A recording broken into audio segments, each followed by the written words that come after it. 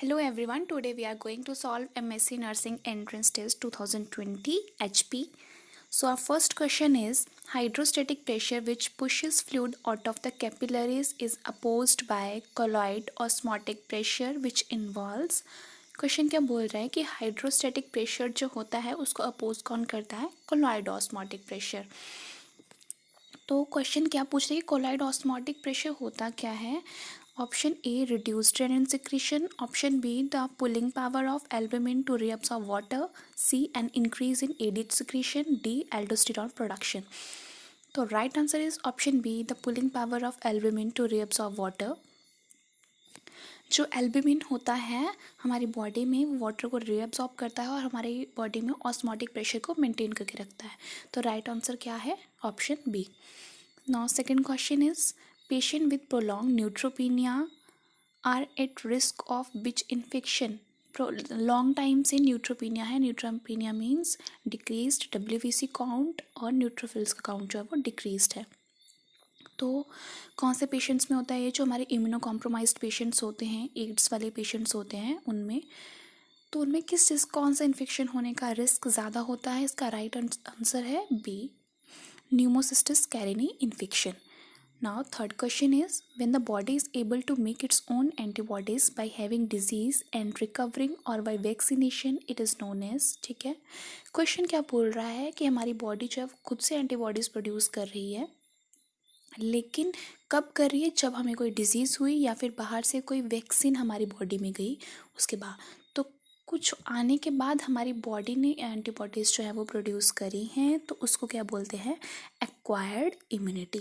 तो right answer क्या है? थर्ड का A. Fourth question is, a nurse is monitoring an adult patient 8 hours after road traffic accident. के बाद जो है वो नर्स मॉनिटर कर रही है पेशेंट को. ठीक है, तो कौन सी फाइंडिंग जो है वो नर्स को सजेस्ट करेगी कि पेशेंट का जो है वो ICP इंक्रीज्ड है? ऑप्शन ए, BP डिक्रीज हुआ 150/90 से 110/70. Next, patient is oriented when aroused from sleep and fall asleep immediately. C, pulse is increased from 80 to 92. D, the client refuses dinner because of anorexia. So इसका right answer क्या जाएगा? B, कि patient जो था वो पहले oriented था, ठीक है, जब वो स्लीप से उठता है, लेकिन एकदम से दोबारा से पेशेंट जो है वो सो रहा है. तो ये फाइंडिंग जो है वो नर्स को सजेस्ट कर रही है कि मे बी पेशेंट का ICP जो है वो इंक्रीज्ड हो. Now, fifth question. Which of the following symptom is commonly reported by the patient immediately following cerebral aneurysm rupture? ठीक है, कि कौन सा सिम्टम जो है वो पेशेंट में होगा जब पेशेंट का जो है वो सेरेब्रल एनेरिज्म जो है वो एकदम से रप्चर हो जाता है? A, explosive headache. B, photophobia. C, hemiparesis. D, seizure. तो इसका राइट आंसर क्या है? A, explosive headache. ठीक है, जब भी पेशेंट का जो सेरेब्रल एनेरिज्म एकदम से रप्चर करेगा तो हमारा इमीडिएट साइन क्या अपीयर होता है? Explosive headache. नेक्स्ट है sixth question, which of the following is not common clinical feature of acute lymphocytic leukaemia. ठीक है, एक्यूट लिम्फोसिटिक ल्यूकीमिया में ये सारे साइन एंड सिम्टम होंगे, लेकिन कौन सा जो है वो कॉमन नहीं है?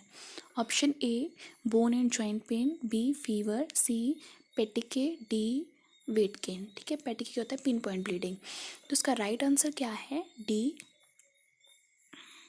Wait gain. ठीक है, वेट गेन जो है वो एक कॉमन क्लिनिकल फीचर नहीं है, क्योंकि वो मेनली जो एक्यूट लिम्फोसिटिक ल्यूकीमिया वाले पेशेंट होते हैं क्या होता है? Weight loss. सेवेंथ क्वेश्चन क्या है? Largest volume of air which can be expelled from the lungs during maximal expiration is called. ठीक है, सबसे ज़्यादा वॉल्यूम जो हमने मैक्सिमम एक्सपायरेशन के टाइम पे जो पेशेंट एक्सपायर कर रहा है लंग से, उसको क्या बोलेंगे?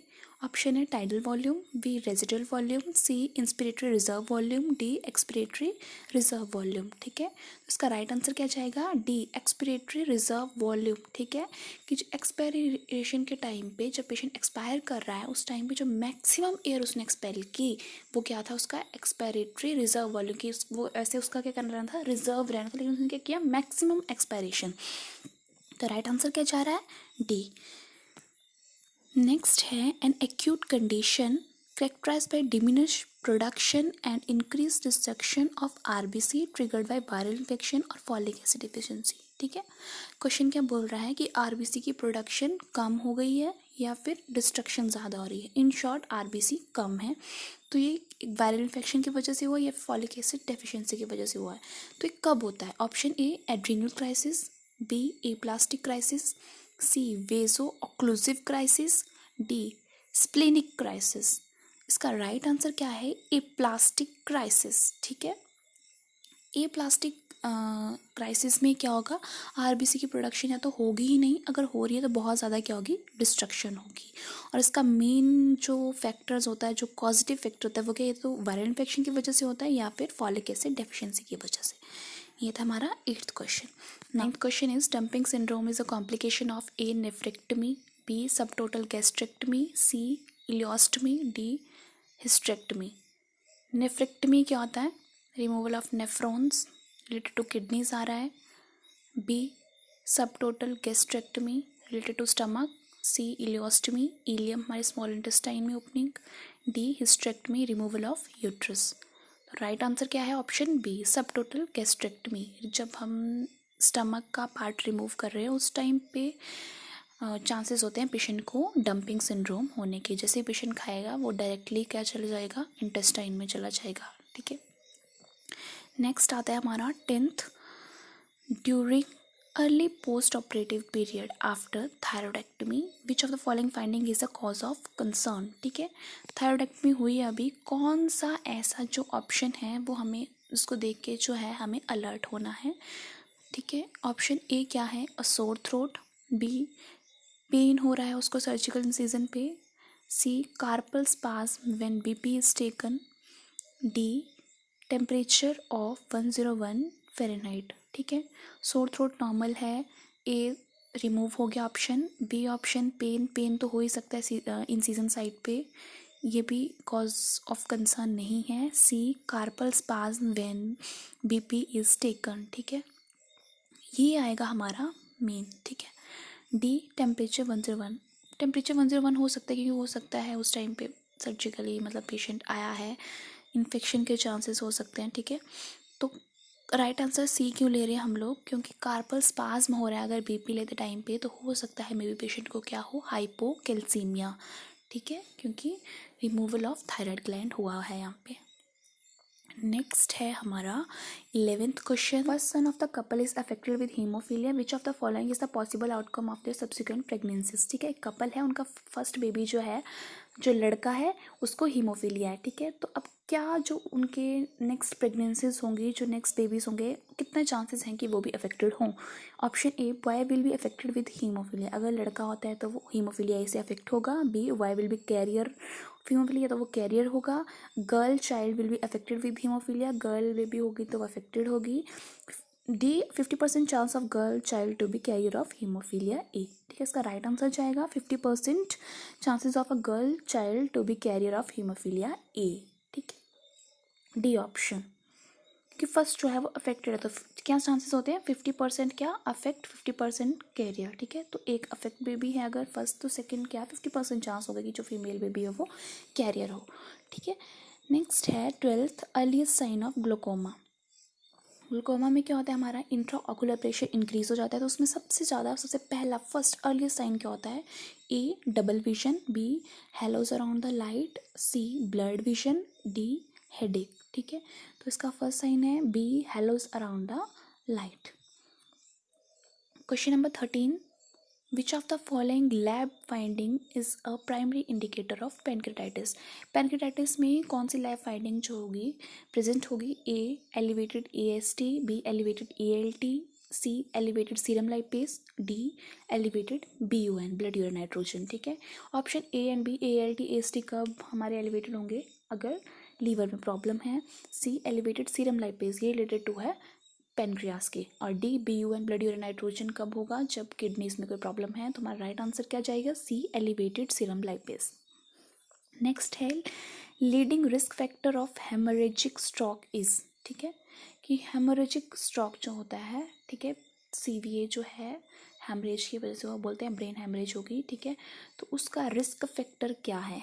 मेन रिस्क फैक्टर किसकी वजह से होता है? तो option A CAD coronary artery disease, B atherosclerosis, C hypertension, D aneurysm. Right answer is C hypertension. Hypertension की वजह से क्या होता है, हैमरेज हो जाती है ब्रेन में, that leads to hemorrhagic stroke. Question number 15th, the part of the ear which is responsible for maintaining balance of the body. ठीक है, ईयर का कौन सा पार्ट है जो हमारी बॉडी में बैलेंस मेंटेन करता है, इक्विलिब्रियम मेंटेन करके रखता है। ए सेमिलुनर कैनाल, बी कॉक्लिया, सी टिम्पेनिक मेम्ब्रेन, डी ऑसिकल्स। ठीक है, तो कौन है इनर ईयर, इनर ईयर का भी कौन सा पार्ट, सेमिलुनर कैनाल्स। ठीक है, right answer is A. Now 16th question, the largest cranial nerve is. Direct question है, option A optic, oculomotor, trochlear, D trigeminal. तो लार्जेस्ट कौन सी होती है हमारी, ट्राइजेमिनल। और अगर पूछ ले कि लॉन्गेस्ट है तो लॉन्गेस्ट कौन सी होगी हमारी, vagus. Next 17th question is, chief cells of gastric gland secrete. जो हमारे स्टमक में गैस्ट्रिक ग्लैंड्स होती हैं उसमें जो चीफ सेल्स होते हैं वो क्या सिक्रेट करते हैं। Option A mucus, option B pepsinogen, option C intrinsic factor, D hydrochloric acid. तो इसका राइट आंसर क्या है, पेप्सिनोजन। जो चीफ सेल्स होते हैं वो पेप्सिनोजन सिक्रेट करते हैं। नेक्स्ट है question number 18, which of the following is not a part of the axial skeleton. जो हमारा एक्सियल स्केलेटन, हमारे स्केलेटन सिस्टम में 2 पार्ट्स हैं, एक्सियल और अपेंडिकुलर। एक्सियल मतलब जो सेंटर में है, ठीक है, मीडियल एक्सिस में है, तो उसका पार्ट कौन सा बोन नहीं है।